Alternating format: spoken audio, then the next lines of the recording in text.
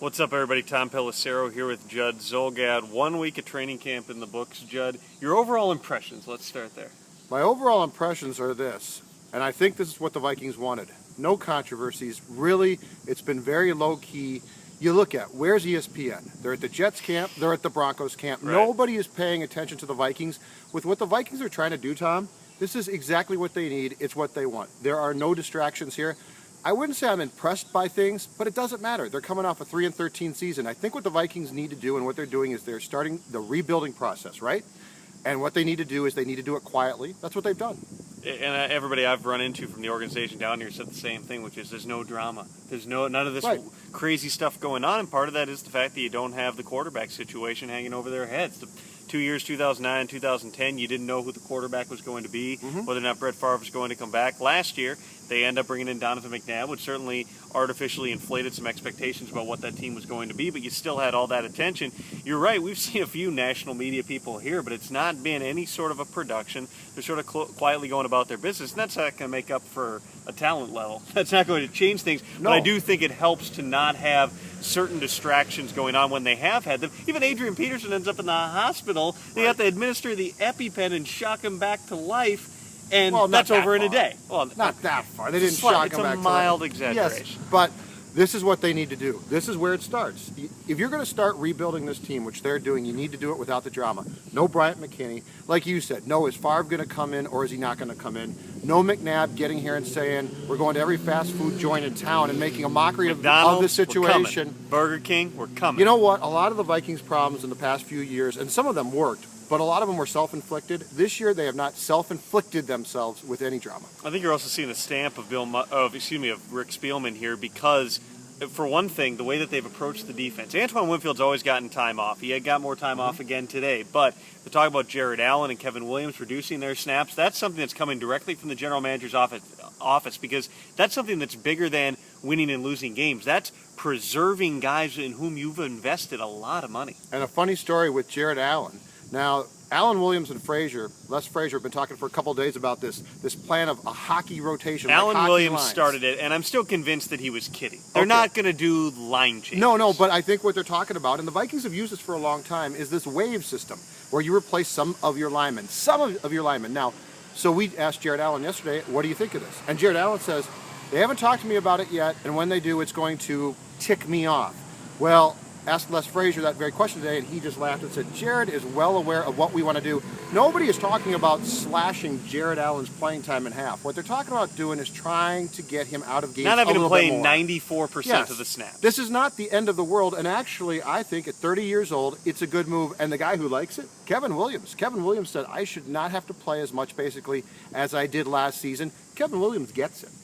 Josh Robinson continuing to sit out with the hamstring, but we've seen some of these other young guys begin to step up. One of them, Greg Childs, who has had a bunch of drops in this camp. He had the calf injury throughout most of the offseason, the patella tendon before that. They've been wondering whether he's healthy. But if he's healthy, I've been told by multiple people, he's the guy that they expect to be the split end while Jerome Simpson's out because he has that ability, and he's a big target, and he can run a little bit. They don't want to have to put Michael Jenkins out there because guess what?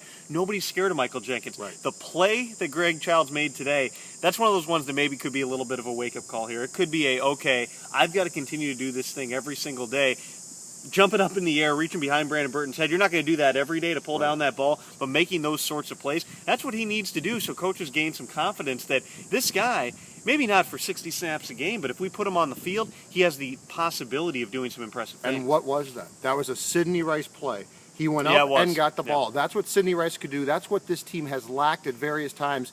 And to me, the key isn't just the deep ball there, it's the red zone play. That's where Ponder can launch the ball up in the air and have some confidence that the receiver can go get it. Because what have we seen time and time again with the Vikings? When they don't have that guy, that pass is thrown and it's intercepted. So what Childs did today bodes very well to me that he has the leaping ability in the red zone. Ponder can put the ball up, he can get it. Now you got to keep doing that play in and play out, week in and week out. But the Vikings didn't have that last season. No. They just didn't have that guy. Because they tried to use Bernard Berrien at the split end, and Bernard Berrien isn't going to go up and fight for the football ever. And then you had a bunch of guys like Devin Aroma-Shadu and Michael Jenkins playing there who aren't going to scare anybody with their speed. Childs, in theory, I think that he's been running fairly well, but I'm also comparing that to the Greg Childs I saw through OTAs and minicamp where he was clearly clearly not right. Michael Jenkins wasn't right either. Jenkins looks better, but there's still no explosion there. Right. And the play that Childs made today, to me, too, is a want play.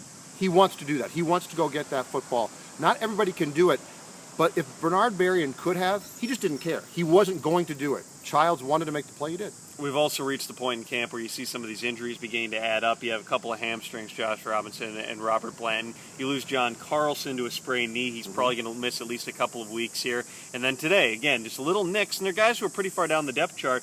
Pat Brown, the backup tackle, and Jordan Todman, backup running back. But those things do add up because suddenly then you're starting to put more reps on other guys. Right. You've got to rotate other people in. And at the tackle position, they've already lost DeMarcus Love to a shoulder injury for the next couple of weeks. If Pat Brown misses time, all of a sudden now you're down to only 4 tackles in camp. And you don't want to have Matt Khalil doing what he did today and working with the third string in addition to the first string, because that's more exposure to injuries. It's more wear and tear on his body. And when you're talking about young players, they may not be used to the same level, the same intensity, the same number of reps that they're having here. Right.